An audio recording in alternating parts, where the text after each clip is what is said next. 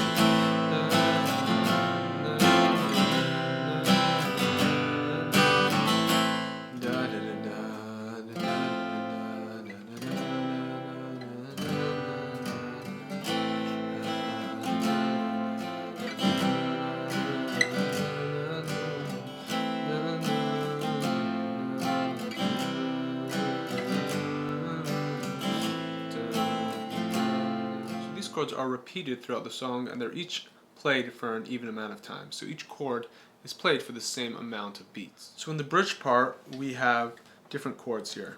We start with a D minor, then C, then G, then we have F, C, G, then you go back to the D minor, C, G, and then you end off with F, and then E major, F, and then E.